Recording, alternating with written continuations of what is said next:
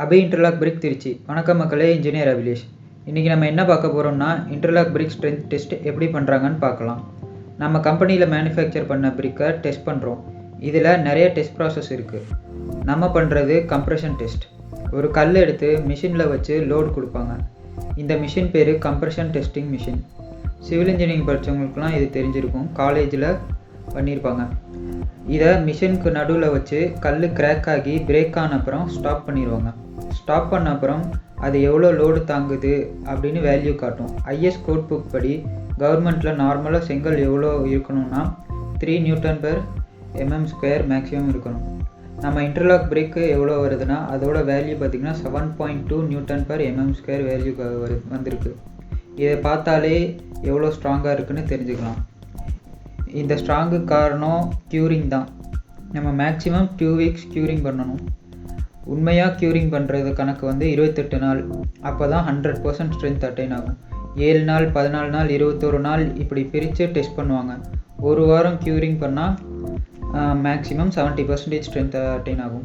2-3 நாள் பண்ணால் 40 to 50% தான் ஆகும். நம்ம 2 வீக்ஸ் க்யூரிங் பண்ணி தான் அனுப்புகிறோம்.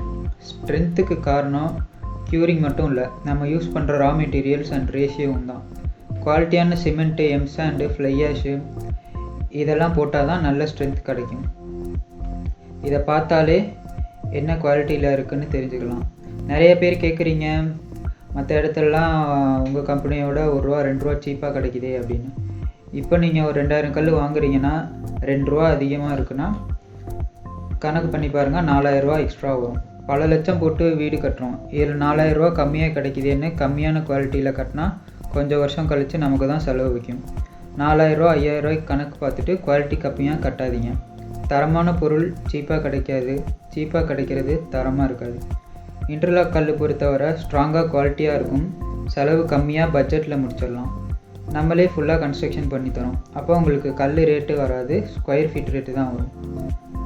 இல்லை நாங்களே பண்ணிக்கிறோம் அப்படின்னா உங்களுக்கு பீஸ் ரேட் வந்துடும். நம்மக்கிட்ட 2 சைஸ் கல்லும் ஸ்டாக் ரெடியாக இருக்குது. இருக்கப்போவே வாங்கிக்கோங்க. ஏன்னா இதெல்லாம் 2 to 3 வீக்ஸ் க்யூரிங் பண்ணி குவாலிட்டியான ஸ்டாக்ஸ். இதெல்லாம் பாருங்கள், இன்றைக்கி அடித்த கல் தான். இதோட ஃபினிஷிங் உங்களுக்கு பார்த்தாலே தெரியும். வேணுங்கிறவங்க கீழே இருக்க நம்பருக்கு மெசேஜ் இல்லைனா கால் பண்ணி ஆர்டர் பண்ணிக்கோங்க. ஸ்டாக் ரெடியாக இருக்குது. இதை பற்றி நான் இன்னும் அடுத்தடுத்த வீடியோஸில் அப்டேட் கொடுக்குறேன். ஃபாலோ பண்ணி வச்சுக்கோங்க. Bye bye. நெக்ஸ்ட் வீடியோவில் பார்க்கலாம்.